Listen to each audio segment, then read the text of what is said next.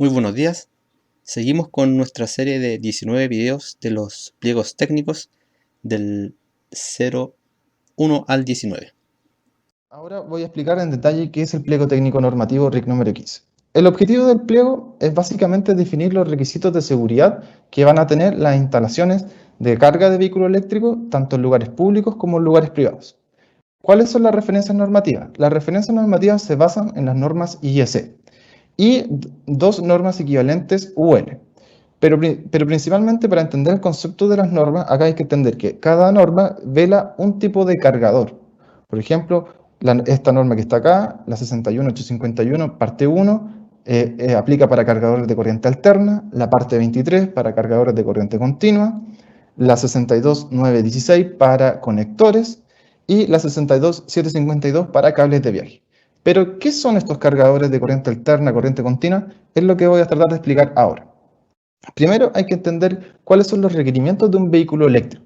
Un vehículo eléctrico, ¿en qué se compone? Se compone principalmente de una batería de ion litio, y esta batería tiene un sistema que se llama BMS, que es quien controla todos los temas de carga, temperatura y vigila la operación de esta batería.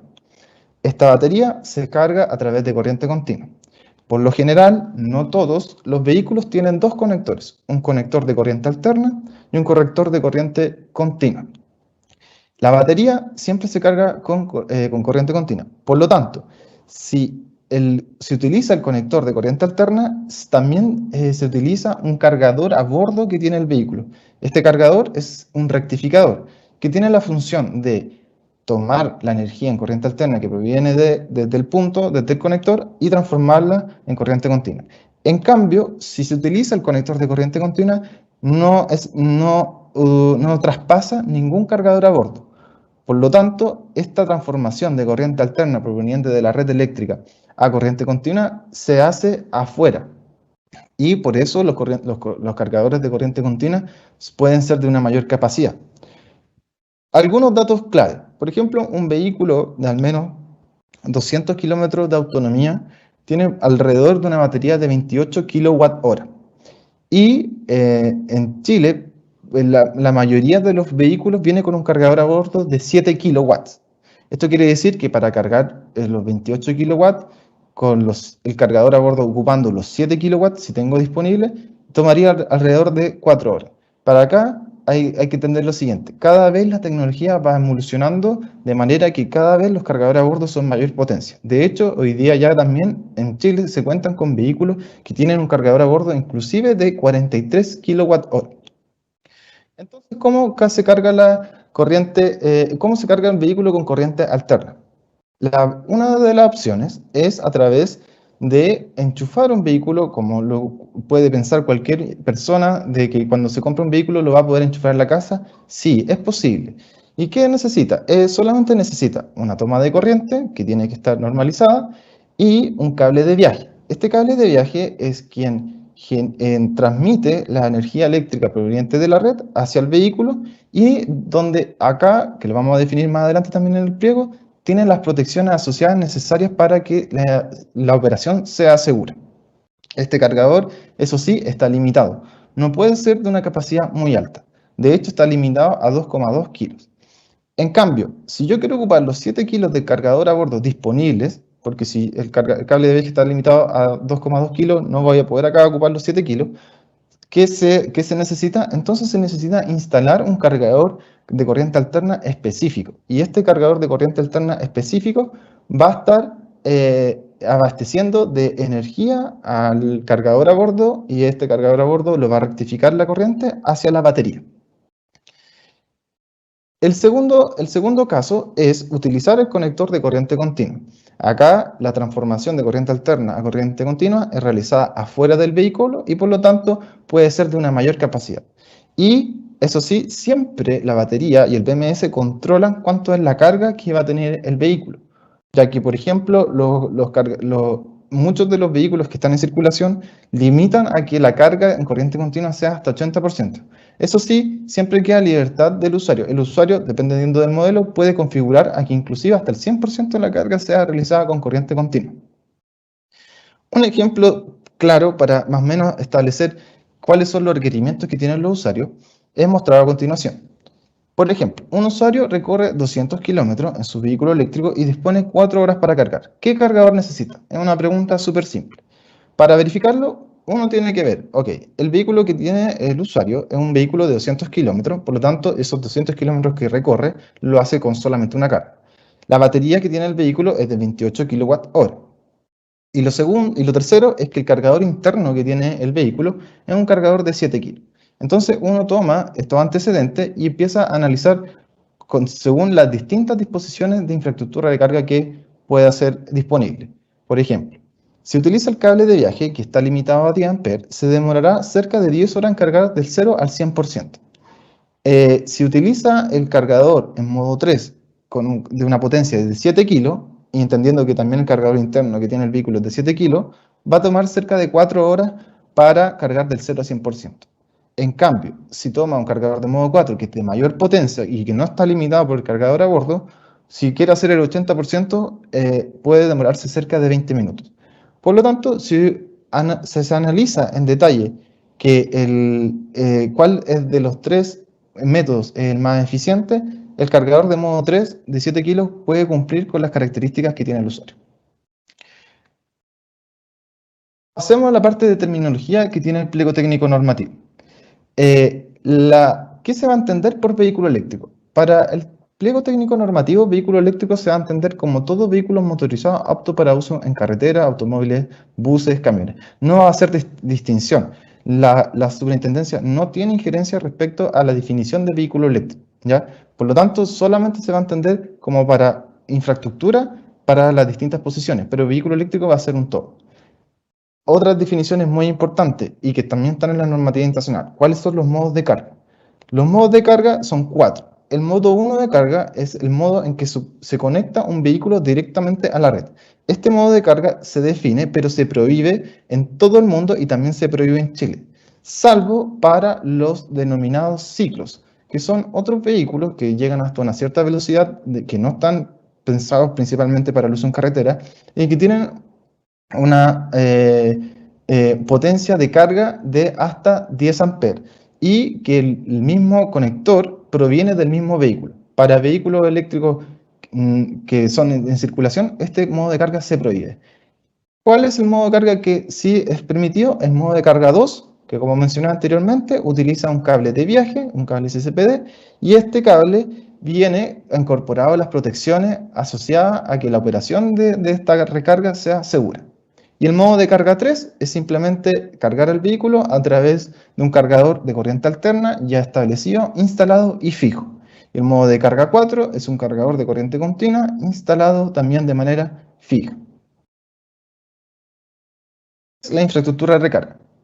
Ya entonces hemos visto cómo se han cargado los vehículos, cómo funcionan los distintos modos de carga.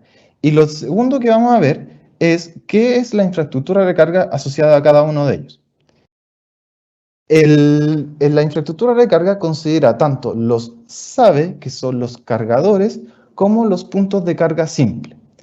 Los puntos de carga simple van a ser los puntos a los cuales se van a conectar los cables de carga ICCPD. Estos cables que yo mostraba anteriormente, que son cables móviles. Estos pueden tener enchufe tipo L, tipo F, tipo industrial de trifásico o monofásico. Y los SAVE van a ser los cargadores de corriente continua, que son en modo 4, o los de corriente alterna, que son los cargadores de modo 3.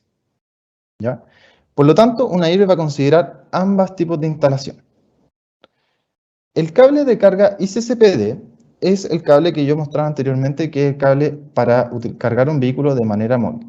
Este cable va a estar limitado hasta 10 amperes para que sea conectado a los puntos de carga monofásicos y va a tener un conector tipo 1, tipo 2 para la entrada del vehículo. ¿Por qué la pregunta de 10 amperes? Este cable de viaje hay que entenderlo que los usuarios lo van a utilizar cuando se movilicen con su vehículo eléctrico.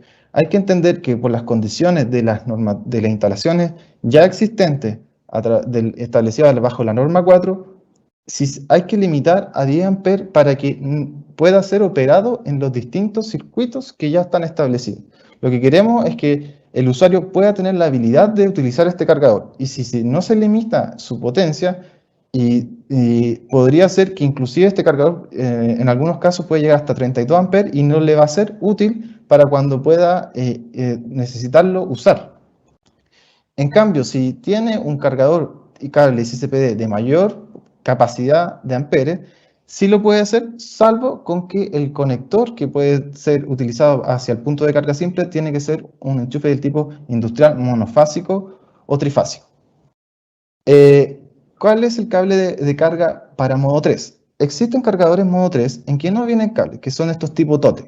Y por lo tanto hay unos adaptadores que permiten cargar el vehículo eléctrico a través del tótem y conectarlo directamente al vehículo a la toma de corriente alterna. Por lo tanto, es importante que existan este tipo de cables y que se definen y qué normativa tienen que cumplir. ¿Cuáles son los conectores? Existen 8 conectores que están definidos en el pliego técnico normativo 15, de los cuales tenemos el conector tipo 1 y el conector tipo 2, que son los conectores que van hacia el vehículo, que están mostrados a continuación. Está el conector tipo C, que es el conector que está ubicado en los tótem de los cargadores de vehículos eléctricos que no tienen cable, y el conector tipo 2 hacia el cargador, que es la parte del adaptador que mostraba anteriormente, en que uno va hacia el cargador y el otro va hacia el vehículo. Y respecto a la configuración de los conectores en modo 4, tenemos el configuración AA, el configuración BB, el configuración EE y FF. Comúnmente este se conoce como el conector tipo CHAdeMO, este conector GBT, este conector combo tipo 1 y combo tipo 2. Disposiciones generales del reglamento. El reglamento, el pliego técnico número 15 establece que la superintendencia va a establecer un procedimiento para declaración de este tipo de infraestructura de recarga de vehículo eléctrico. Es claro, ningún cargador puede provocar ni alteraciones admitidas a la norma técnica, por lo tanto tienen que estar en cumplimiento de aquello. Si cumple con las normativas exigidas en este pliego, no debería tener ningún problema, pero siempre tiene que ser asociado al cumplimiento normativo y de la norma técnica de distribución. La SEC podrá permitir tecnologías diferentes a las que incluye este pliego, siempre que esas normativas que se presenten sean equivalentes en términos de seguridad a las normativas presentadas en el pliego. Y a través de un procedimiento que se llaman proyectos especiales, estos proyectos pueden ser establecidos en la superintendencia. Este pliego no aplica para sistemas ni inducción ni a través de pantógrafo. Hay que entender que los sistemas de inducción y los sistemas de pantógrafo aún están en desarrollo, por lo cual no ver alguna normativa en este momento asociada a ello podría ser limitante en su desarrollo. ¿Qué dice el pliego técnico respecto a los empalmes? Acá muestro 3 ejemplos de los empalmes. Uno asociado al primer tipo de empalme, que es dedicado 100% a la electromovilidad. El segundo es un empalme que está asociado a instalaciones ya existentes para otras cargas, y un empalme y además tiene una carga asociada a la infraestructura de carga de vehículos eléctricos, un cargador. Y la tercera opción, que también da el pliego técnico normativo y que está ratificada a través de un oficio ordinario de la superintendencia señalado acá, es que en una instalación pueden existir 2 empalmes, uno para otras cargas existentes y otro dedicado a electromovilidad. Y no hay ninguna limitancia en tener ambos tipos de empalme. Respecto a la configuración de empalmes en edificios, existen muchos tipos, porque podemos encontrarnos empalmes concentrados, empalmes distribuidos, empalmes mixtos. El que está mostrado acá es la utilización de la conexión de un cargador de vehículo eléctrico en un edificio a través del empalme de servicios comunes. En este caso, cuando se utilice este tipo de instalación, el cargador va a tener la necesidad de que el administrador de la instalación le brinde un permiso para poder utilizar y conectarse a los servicios comunes. La otra opción, que es que desde un mismo empalme concentrado existe la posibilidad de ampliarlo o derechamente realizarlo y conectarse a través de ese mismo empalme el cargador de vehículo eléctrico. ¿Cómo se determina la capacidad del empalme para una instalación de electromovilidad?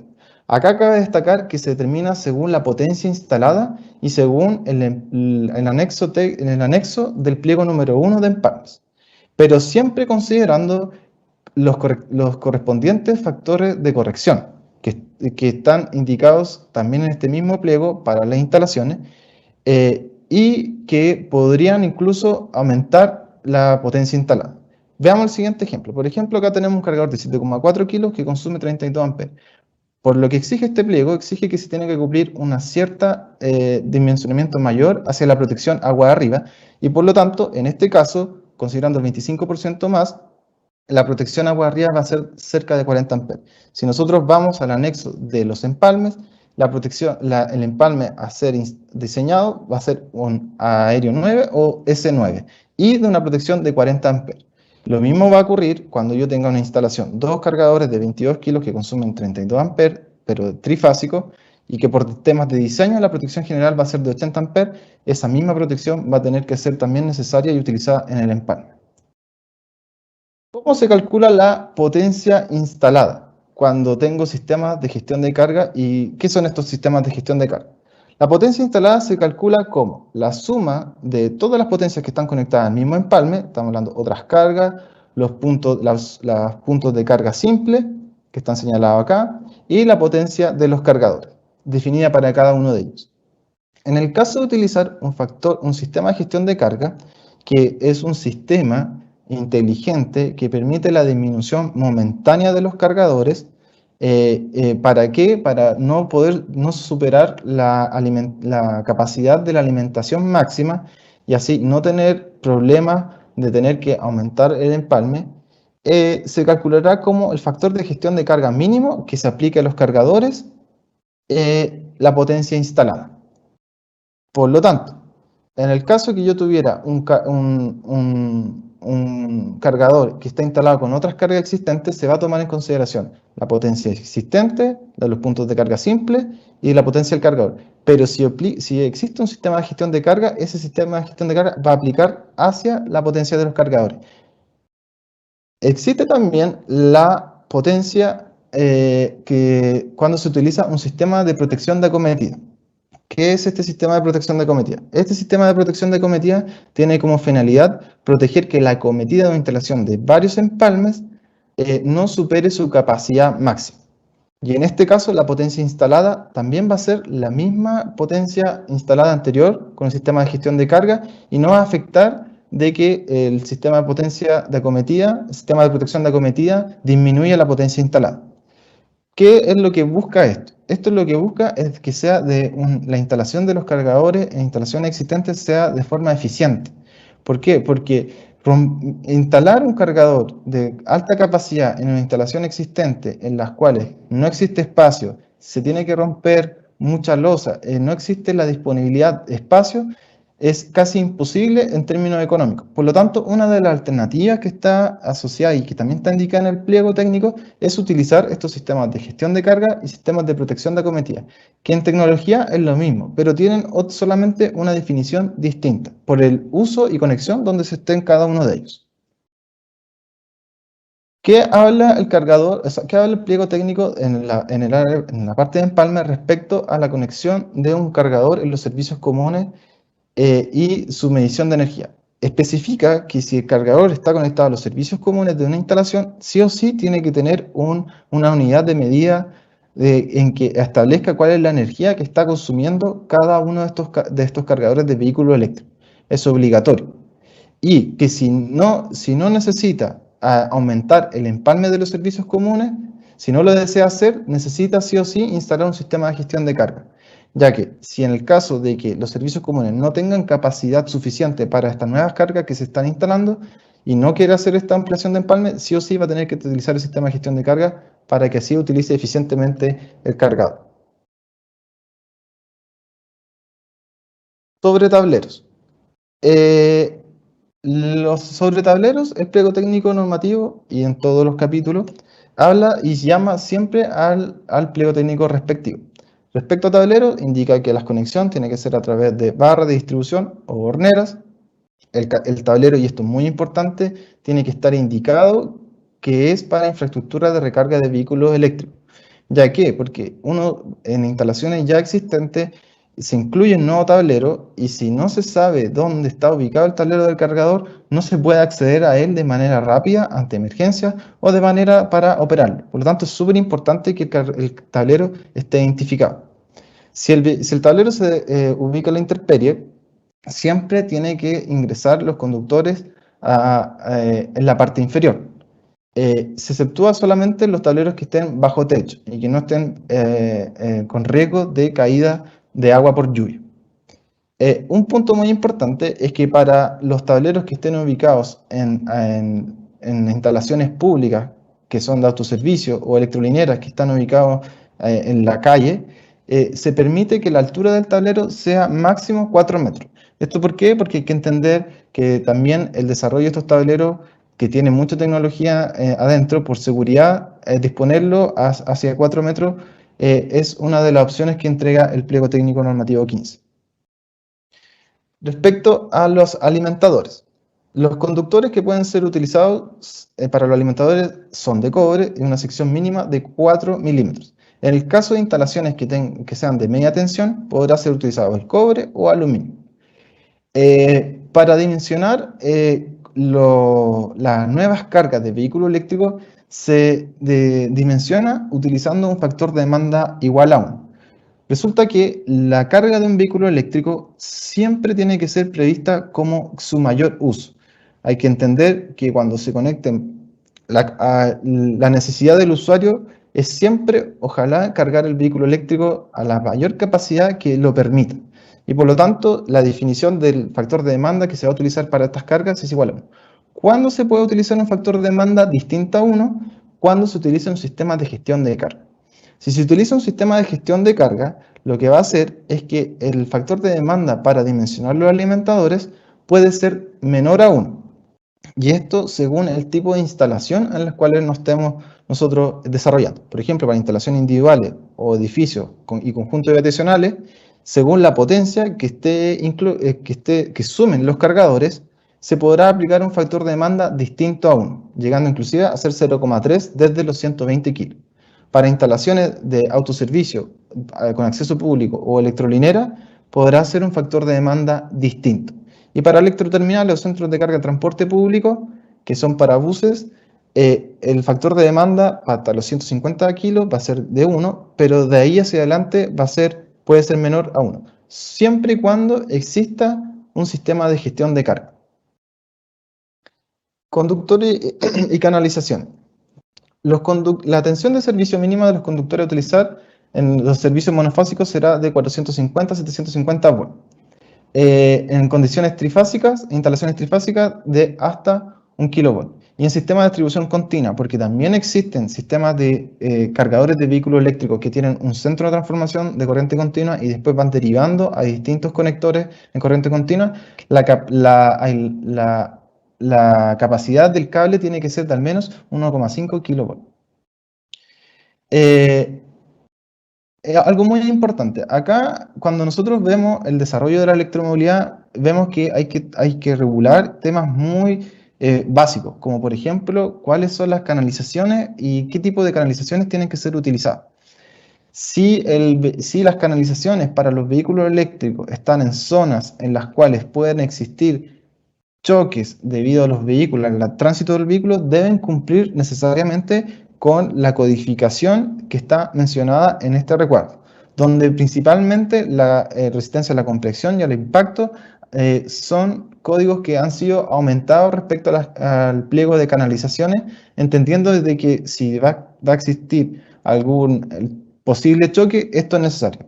Es común de que las canalizaciones tengan que tener una resistencia hacia el impacto. Y algo también importante y que está en el punto 2244 del pliego número 11 de instalaciones especiales, es que cuando se utilizan los sistemas de gestión de carga y sistemas de protección de acometida, estos sistemas son sistemas inteligentes y por lo tanto pueden ir canalizados bajo las mismas canalizaciones de instalaciones de baja tensión, siempre y cuando exista el mismo nivel de aislamiento en estos conductores de sistemas inteligentes. Respecto al sistema de puesta a tierra, las tomas de corriente para modo de carga 1, que ya lo hablamos anteriormente para los ciclos, y los puntos de carga simple, que son para las conexiones a los vehículos eléctricos en modo de carga 2 utilizando un cable de viaje, son a través del sistema TNS. Para los cargadores siempre se va a utilizar el sistema TNS o TT. No se puede utilizar ningún otro sistema, ¿ya?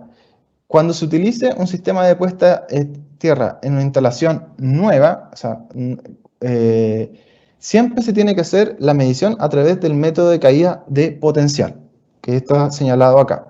Y en el caso de instalarse con una instalación existente, puede ser utilizado el método para verificar el sistema puesto a tierra, el método de pinza, si este aplica, porque, ojo, no aplica siempre, o si no se puede utilizar este sistema y no existen problemas, puede instalarse un nuevo sistema de puesta a tierra adicional y en ese caso utilizar el método de caída de potencial o el medidor tipo pinza para verificar cuánto es la medición, la resistencia de puesta a tierra.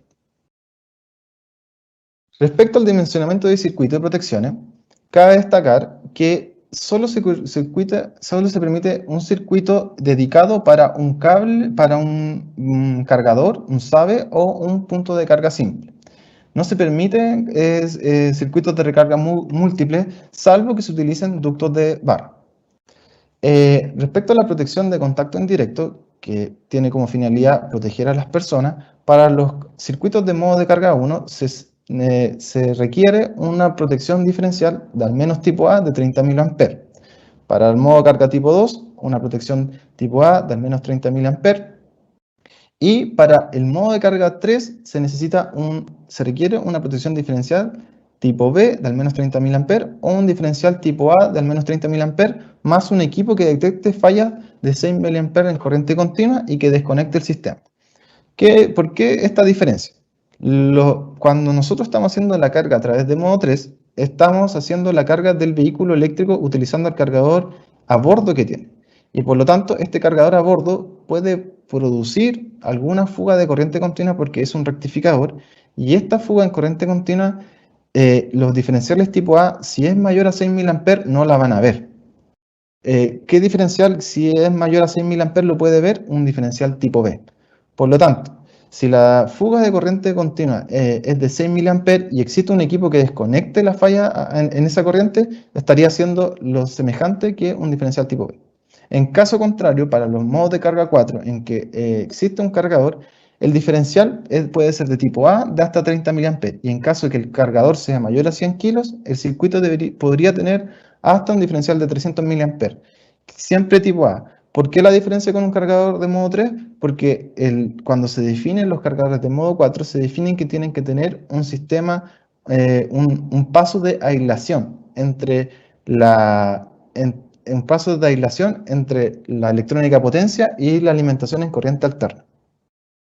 Respecto a los sistemas de protección contra sobrecorrientes, se indica que si el cargador tiene consume una corriente entre 0 y 80 amperes, la capacidad y el factor que se le aplica de corrección es de 1,25. Por eso mostraba anteriormente que si el cargador consume 32 amperes, la protección agua arriba de instalar tenía que ser de 40.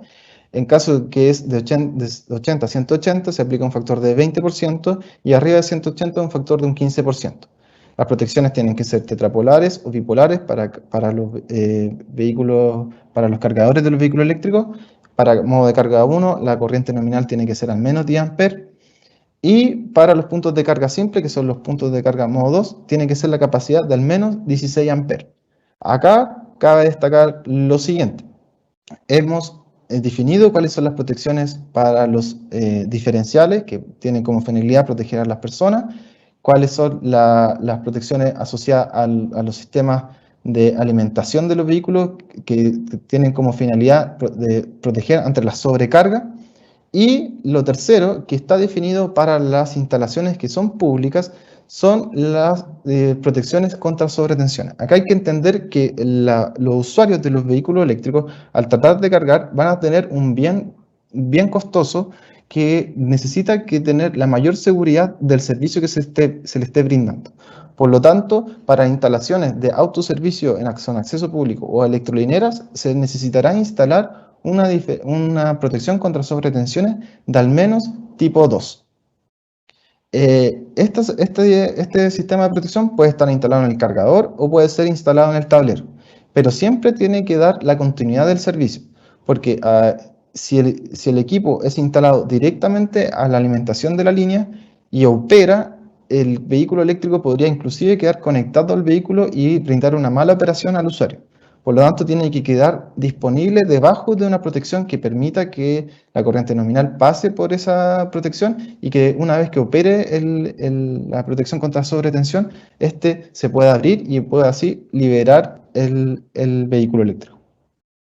Acá un resumen del dimensionamiento de los circuitos y las protecciones, donde mostramos cuáles son para cada uno de los modos definidos anteriormente, modo de carga 1, modo de carga 2, y más adelante modo de carga 3 y 4, cómo se ve su configuración. Entonces, si tenemos modo carga 1, que lo entendíamos para ciclos, que hasta consumen menos de 10 amperes, la toma de corriente puede ser una clavija tipo L o tipo F chuco, y la protección a instalar agua arriba tiene que ser bipolar de 10 amperes, monofásico y con un diferencial tipo A de al menos 30 mA.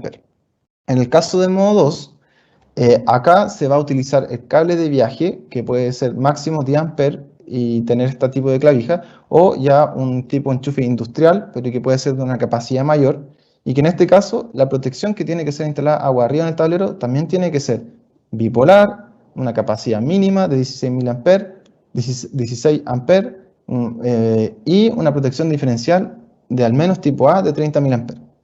En el caso de los cargadores de modo 3, si existe una distancia menor entre el empalme y el cargador menor a 3 metros, y el cargador incluye la protección contra sobrecorriente, la protección diferencial asociada, que en este caso puede ser tipo B o el tipo A más el equipo que desconecta los 6 mA, puede ser definido que no se necesite un tablero general. Esto queda caso principalmente para las instalaciones que están en los estacionamientos. En el desarrollo de un edificio nuevo que esté haciendo empalmes para cada uno de los estacionamientos y el empalme esté al lado de, o sea, el cargador esté al lado de este nuevo empalme, para que si la distancia es menor no se necesite tener el tablero general. En caso contrario, si es mayor, siempre tiene que haber un tablero que se repliquen las protecciones. Y acá cabe destacar lo siguiente. Si la instalación está ubicada en una instalación pública, repito, debería tener un equipo contra sobretensión. Pero si el cargador tiene el equipo contra sobretensiones, acá agua arriba no es necesario. En el caso de que si el cargador tiene una protección diferencial tipo B, acá agua arriba puede ser instalado una protección diferencial tipo A, no hay problema. Si el equipo, tiene una protección bipolar, agua arriba acá puede ser instalada una protección monopolar. En el caso de que no se instale esta protección diferencial, acá hay que tener mucho ojo. ¿Y por qué lo exige el pliego 15? Porque si no se instala todo lo que es la carcasa o todo lo que es la operación que inclusive puede tener el usuario, como por ejemplo tratar de sacar el conector y tocar cualquier parte, si hay energía, no va a existir ningún diferencial que lo pueda interpretar y que lo pueda desconectar. Por lo tanto, por eso es necesario la instalación de este diferencial agua arriba.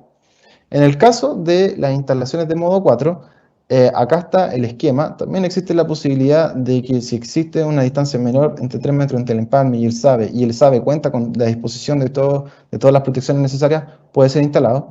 Y si no, tiene que ser instalado un tablero y el tablero tiene que tener la réplica de las protecciones necesarias, salvo que, por ejemplo, ya el SABE cuente con alguna de ellas. Ahora pasamos a la última parte del pliego técnico, que es el tipo de instalación. El pliego define 5 tipos de instalación: instalaciones individuales, edificios conjuntos habitacionales y centros de carga de transporte público, que son los centros de carga que van a tener los buses eléctricos del transporte público del sistema red y en regiones del DTPR, y los electroterminales que sirven para cualquier otro sistema de transporte. Eh, respecto a los sistemas de instalaciones públicas, tenemos el autoservicio con acceso público y las electronías. ¿Cuál es la diferencia? Las instalaciones de autoservicio con acceso público son las instalaciones que pueden estar, por ejemplo, ubicadas en centros comerciales, en avenidas, en calles, en plazas, y que pueden estar ubicadas tanto en lugares de bienes nacional de uso público como también en lugares privados, pero que no tiene una finalidad principalmente de la carga del vehículo eléctrico. En cambio, las electrolineras son instalaciones que van a estar ubicadas ya sea en las estaciones de servicio de expendio de combustibles o instalaciones específicas y que van a tener un operador que les va a poder brindar ayuda a la carga de un vehículo eléctrico. ¿Dónde están principalmente ubicadas? Principalmente en carreteras, en rutas de un tránsito mayor. ¿Cuáles son las características de cada una de estas instalaciones? En las instalaciones individuales pueden existir los 4 modos de carga y los conectores que pueden ser utilizados pueden ser el tipo 2, el tipo 1, el tipo 2 con o sin cable y en configuración de corriente continua cualquiera de los que indica el pliego. No es necesario que exista un protocolo de comunicación, salvo que si la instalación es mayor a 100 kilos, todos los cargadores tienen que tener la habilidad, no quiere decir que tienen que estar desarrolladas, tienen que tener la habilidad de que pueda ser gestionada su carga de manera remota. Respecto a los edificios y conjuntos habitacionales, también pueden existir los 4 modos de carga, con la salvedad de que el modo 1 es siempre para scooter, motociclo, motocicleta, etc. Pero los conectores permitidos también son los mismos que explica el pliego. No tienen que tener un protocolo de comunicación, pero todos los cargadores que sean utilizados, sí o sí, tienen que tener un sistema de gestión de carga. ¿Qué habla el pliego técnico respecto a la diseño de los edificios? El pliego técnico define que los edificios preparados para electromovilidad, que es una autodeclaración que van a tener quienes diseñan los edificios, van a tener que cumplir con una serie de requisitos. ¿Cuáles son estos? Es que la canalización y el alimentador proveniente de la red eléctrica pública va a tener una ampliación de la potencia de consumo que va a tener. ¿Y cuál va a ser esta? Esta va a ser la potencia de consumo habitual que va a tener el edificio, más una potencia asociada a la futura infraestructura de recarga de vehículo eléctrico, que se va a calcular como el número de estacionamientos por 7 kilos por un factor de 0,3. ¿Esto qué quiere decir? Esto no quiere decir que estos edificios van a tener los cargadores como tal, sino que cuando se realice el diseño de estos, estamos hablando de la canalización, la alimentación, van a tener que prever que además de la carga que ya ellos hayan previsto, va a existir esta futura carga de electromovilidad. ¿Por qué se da este concepto y se da esta opción de diseño? Porque resulta que hoy en día, si uno quiere hacer una instalación de electromovilidad, quizás pueda haber potencia para un cargador en un edificio, 2, 3, pero cuando ya hablamos de que varios usuarios quieren transformarse a la electromovilidad, está muy limitada por el costo y cuánto se necesita cargar hacia la nueva alimentación y la nueva canalización que va a tener. Y por lo tanto, hace casi imposible el desarrollo de la electromovilidad. Entonces, si se prevé desde un comienzo que los edificios puedan ser dimensionados y diseñados incluyendo esta potencia futura, va a ser un avance hacia la electromovilidad. ¿Qué más dice? Estos edificios, tanto ya sea de empalmes mixtos o distribuidos, tienen que permitir que la vertical sea accesible a todos los pisos. ¿Para qué? Para así evitar, sobre todo, que dentro de los costos que tengan los usuarios que quieran colocar un cargador de vehículo eléctrico específico, sobre todo romper losa y encontrar cuáles son el punto necesario donde puede realizar aquel trabajo. Y lo otro, disponer espacio en la sala eléctrica principal disponible para los futuros empalmes a los cuales puede estar insertos los nuevos cargadores de vehículo eléctrico. Ahora bien, esto es un tema de diseño. ¿Cómo se solicita finalmente a la empresa distribuidora que se diseñe mi edificio pensando en la electromovilidad? Bueno, a través de un oficio circular que hizo la superintendencia el 18 de marzo de este año, a todas las distribuidoras se le indicó que dentro de sus formularios de factibilidad técnica para edificios deberían disponer la opción de poder diseñar el empalme y la canalización proveniente de la red eléctrica pública con una capacidad asociada a electromovilidad. Por lo tanto, cualquier instalador que cuando realice su declaración T1, también se le va a solicitar y se le va a preguntar si el edificio está preparado para electromovilidad, y después cuando vaya hacia la empresa distribuidora a solicitar el tipo de empalme, va a poder también definirlo y aclararlo y se le va a poder contabilizar aquel diseño. Ahora vamos a las instalaciones públicas. Como mencionaba, están las instalaciones públicas, las instalaciones de autoservicio con acceso público y la electrolinera. Las instalaciones con autoservicio con acceso público son estas que están ubicadas en los centros comerciales, en los bienes nacionales de uso público, calles, plazas, etc. Solo se permite los cargadores modo 3 y modo 4 en este tipo de instalaciones. Y los conectores que al menos tienen que tener son los conectores tipo 2 con o sin cable, y si van a haber cargadores con modo 4, los conectores tipo AA y FF, que son el CHAdeMO y combo tipo 2. La comunicación mínima de los cargadores que debe tener es el protocolo de comunicación OCCP 1.6 y algunas exigencias particulares, como por ejemplo que si está instalado en bien nacional de uso público, el conector tiene que ser de al menos 22 kilos. Si está instalado en un bien nacional de uso público, tiene que tener al menos un conector tipo 2 sin cable, y si está en un bien nacional de uso público, además, el cargador tiene que tener un diferencial con REAR, más la protección contra sobretensiones que mencioné anteriormente, y la señalética, que también está indicada en el pliego, que puede ser de color verde o color azul. Acá vamos a tomar un poco de tiempo para explicar algunas de las definiciones que están en el pliego. ¿Por qué el tipo 2 sin cable se exige en un bien nacional de uso público? Aquí hay que entender que los bienes nacionales de uso público son todas las plazas, calles en las cuales se hacen este tipo de instalaciones. Este conector es el conector más interoperable con todos los otros conectores que hable al pliego. Por lo tanto, uno de los conectores que aumenta la interoperabilidad. La potencia. Hoy en día se existen vehículos con 7 kilos, pero cuando se empezó a desarrollar este pliego técnico, la SEC también propuso 22 kilos, y parte de los comentarios fueron: oye, hoy en día no existen cargadores, vehículos con cargadores a bordo de tal potencia. Pero ya con el desarrollo tecnológico, ya hoy en día, 2021, han llegado vehículos inclusive hasta 43 kilos. Por lo tanto, esa es la potencia mínima que deberían tener los conectores. ¿Y por qué el protocolo OCPP 1.6? Porque este es el protocolo que permite además velar ver si la infraestructura de carga está operativa, en qué estado está, si está reservada o si está siendo ocupada. Y esto es necesario para velar por la interoperabilidad, que es uno de los temas que también incluye en la nueva ley de eficiencia energética para la electromovilidad. Sobre la electrolinera, condiciones similares, también tienen que haber cargadores solo modo 3 o modo 4. El conector acá puede ser tipo 2 con o sin cable, y la configuración es que al menos los cargadores de corriente continua tienen que tener un conector tipo CHAdeMO o combo tipo 2. El protocolo de comunicación es el mismo, y los cargadores de corriente continua siempre tienen que tener una parada de emergencia, y los conectores también tienen que ser al menos 22 kilos, y la señalética a ocupar puede ser tanto verde como azul, y también está mostrada en el pliego técnico normativo. ¿Dónde se van a instalar los cargadores en las electrolineras? Y ahí hay que mencionar el pliego técnico RIC número 12, en la cual establece cuál es la zona de seguridad y qué certificación tienen que cumplir cada uno de los elementos que se instalan en esa zona, y que afuera de esa zona no hay restricciones respecto a la instalación de aparatos eléctricos.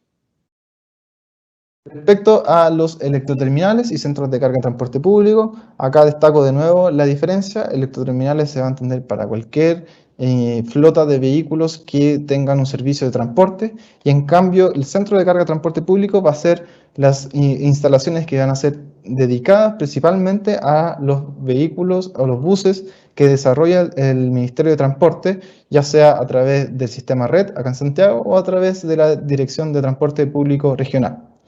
En este caso, los cargadores que van a estar permitidos van a ser solamente modo 3 o 4.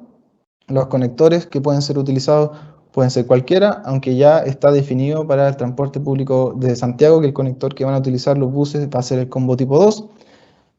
Protocolo de comunicación depende del usuario que lo esté desarrollando el proyecto. Y lo mismo ocurre con el sistema de respaldo. El sistema de respaldo va a estar definido según la instalación, según la operación que va a tener el terminal de buses. Y si la instalación es mayor a 1 mega, sí o sí tiene que tener al menos 2 transformadores. Y los cargadores deben ser instalados de manera homogénea en cada uno de estos.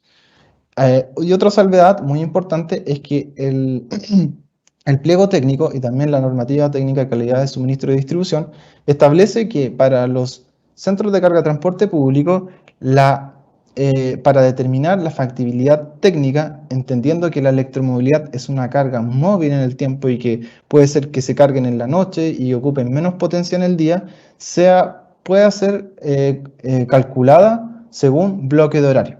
Y esto habilita a que no existan las restricciones que pueden haber en el sistema de distribución para cargar los vehículos, para cargar los buses, y así habilita que su desarrollo.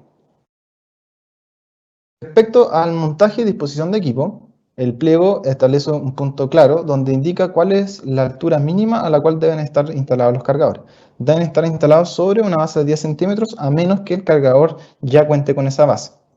El conector tiene que estar ubicado entre 1 metro y 1,3 y es porque por temas de ergonomía y por temas de uso de los mismos usuarios, los conectores tienen que tener esta altura. Otro tema muy importante es que los cargadores siempre tienen que quedar con alguna medida de protección contra contactos, sobre todo de los vehículos. Y estos tienen que tener un daño de severidad al menos AG3. ¿Cuáles son estos métodos? Están definidos en el pliego. Puede ser una barrera que puede estar instalada en el suelo, o una barrera que puede ser vertical, o un pilar. Si ustedes se fijan, esto es simple de definir, pero es necesario, porque puede utilizar de que si no se instalan, puede haber riesgos de choque. ¿Qué habla el pliego respecto a los sistemas de alimentación de vehículos eléctricos? Dice, los SABE, que son los cargadores, ya sea modo 3 o modo 4, los cables de carga de viaje, los cables de carga industrial y los adaptadores, que son los cables para modo de carga 3, sí o sí deben cumplir con los protocolos que haya establecido la superintendencia. Si no existen esos protocolos, la superintendencia va a autorizar la utilización de estos cargadores para que sean utilizados en las instalaciones de carga de vehículos eléctricos, y es el mecanismo que establece la resolución 33675 del año 2020, que establece de que todos estos productos que están mostrados acá deben cumplir con un régimen de autorización. ¿Qué se le exige? Se le exige que presenten la certificación, reporte de ensayos de cada uno de marca y modelos de estos tipos de productos, y lo realicen la presentación a través de una plataforma de autorización de productos que está en el siguiente link de la superintendencia. Cada autorización de cargador va a incluir dentro de él un anexo en el cual va a decir cuáles son las características, necesidades según el tipo de instalación y qué es lo que debería cumplir. Y que si cada una de estas las cumple, significa que el cargador puede ser utilizado o en instalaciones individuales, o en edificios, autoservicios, en bien nacional de su público, no en bien nacional de su público, electrolinera o electroterminales de centro de transporte público. Según las características que presente el interesado y se verifica cada una de estas, va a estar definido dónde puede ser utilizado ese cargador. Ahora la pregunta, como instalador, ¿dónde yo puedo encontrar cuáles son los productos ya autorizados? En la misma página web de la superintendencia, /electromovilidad, existe un apartado donde dice productos autorizados, y ahí pueden encontrar tanto los cables de carga de viaje, los cargas de carga del tipo industrial, los modos de carga 3 y los cargadores. Y va a indicar cuál es la marca, el modelo que está autorizado, quién lo solicitó, la resolución donde se puede descargar, y además la hoja de datos del producto donde se tiene que verificar el modelo que ha sido autorizado. Respecto a la rotulación, acá cabe mencionar algo muy importante. Cuando los usuarios tienen problemas, sobre todo con los cargadores públicos, dicen ¿a quién llamo? Entonces, por lo tanto, la normativa establece que tiene que haber indicado en el lugar para las instalaciones de autoservicio con acceso público y electrolineras un procedimiento de cómo se realiza la carga del vehículo eléctrico, los datos de contacto como número de teléfono, servicio técnico del equipo, y en el caso de apagado de emergencia, el procedimiento por el cual se debe realizar. Bueno, eso tenía preparado para el día de hoy. Muchas gracias por acompañarnos. Bueno, espero le haya gustado la explicación de la SEC. No olvidar que los pliegos técnicos tenemos que ir repasándolos de vez en cuando y o consultarlos cada vez que tenemos algunas dudas. Recordad que les dejo en los enlaces para que descarguen el PDF oficial y el historial de los videos anteriores y los que siguen. Nos vemos pronto con un nuevo video.